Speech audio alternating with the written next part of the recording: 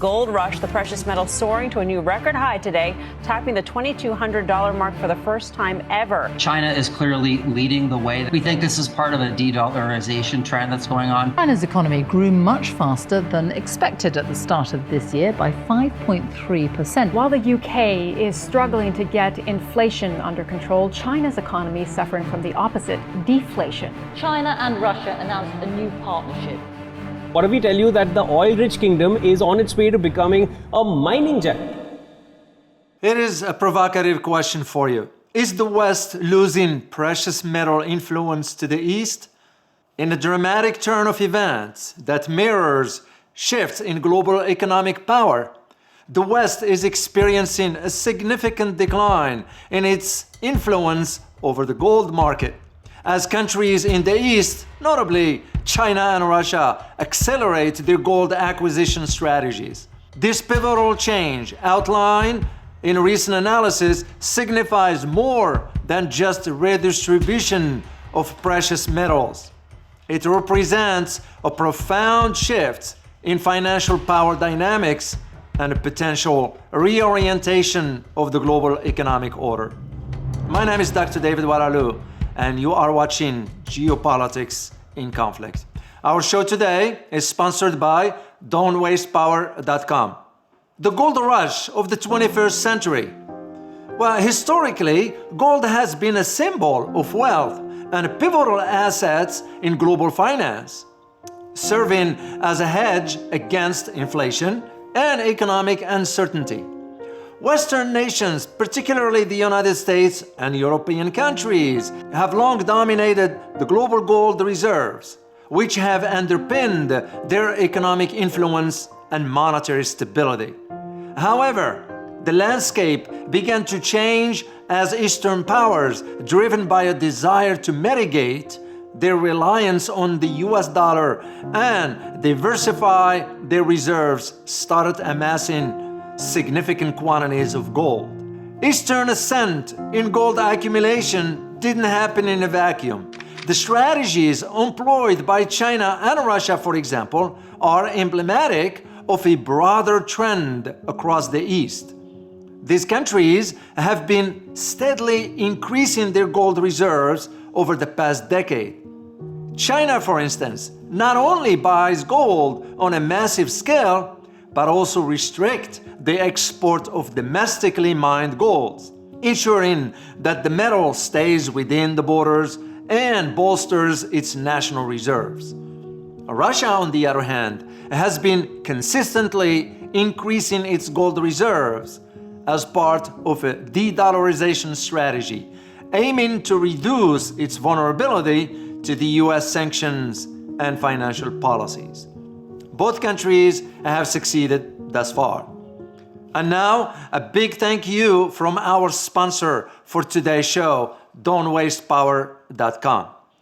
Just like groceries, gas, and food, your energy bills are expected to keep hitting record highs over the coming months too. These power bills have gotten so expensive for the average American that a record number of 20 million households are now behind on their power bills. Some power companies have a shocking $13 million in uncollected bills because the average household cannot afford the rising cost of electricity today. Yet, the greedy power companies show no signs of lowering costs. That's why I've been lowering my energy bills thanks to this little amazing device that I absolutely love. I want to slash my power bills, beat the greedy utility companies, and keep more money in my pocket every month. This little gadget that plugs into the wall outlet is designed to stop your home from wasting unnecessary energy, reduce your home's electricity usage, extend the lifespan of appliances, ensure a consistent and safe flow of electricity to your home, and much more. Be sure to use the link below in the description to get a 60-day risk-free trial, 65% off, and free shipping included, completely complimentary with every purchase, with many other free bonuses before they sell out. You can do this by going to don'twastepower.com. That's don'twastepower.com. Order now. Now, back to our show. What are the implications for the West? Well, the shift in gold reserves to the East has several implications for Western economies. Firstly, it challenges the dominance of Western currencies, especially the US dollar, in international trade and finance.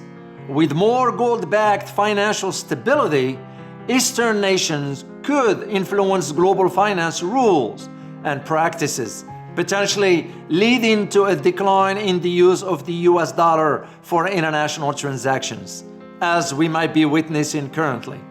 Additionally, the West's decreasing control over gold assets may lead to greater economic volatility and reduced influence in international economic policy making. So what makes the US even more concerned is the status of the petrodollar.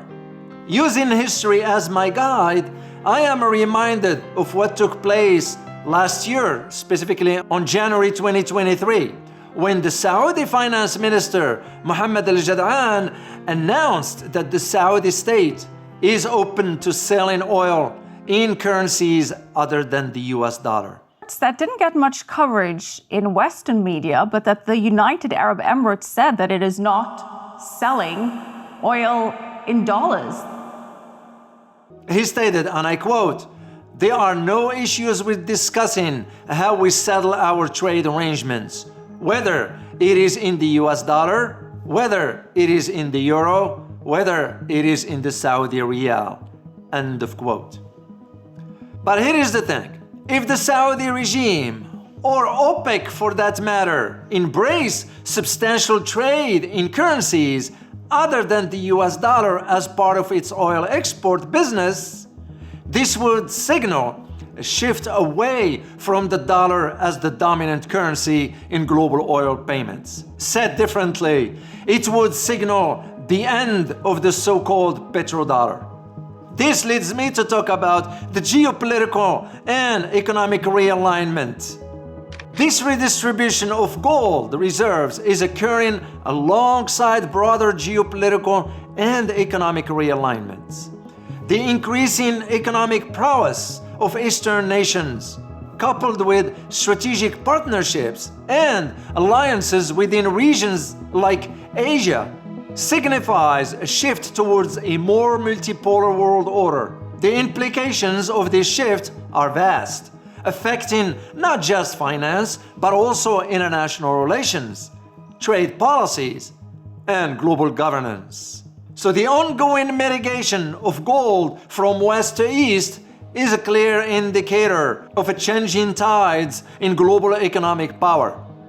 As Eastern nations continue to bolster their gold reserves, the West must navigate these new challenges with a strategic foresight. This shift not only calls for the re-evaluation of economic strategies and policies, for that matter, in Western countries, but also signals the need for adaptation to a rapidly changing global environment where economic power is more diffused and diversified. Here is my conclusion for you. In this new era, understanding the dynamics of gold and its implications for global power will be crucial for maintaining economic stability and influence. The great gold shift is not just about commodities, it's about the future direction of global economic leadership and how nations around the world align themselves in this evolving landscape. Once again, we want to say thank you to our sponsor for today's show, don'twastepower.com. As always, prepare yourself for changing world order. Till next time, thank you.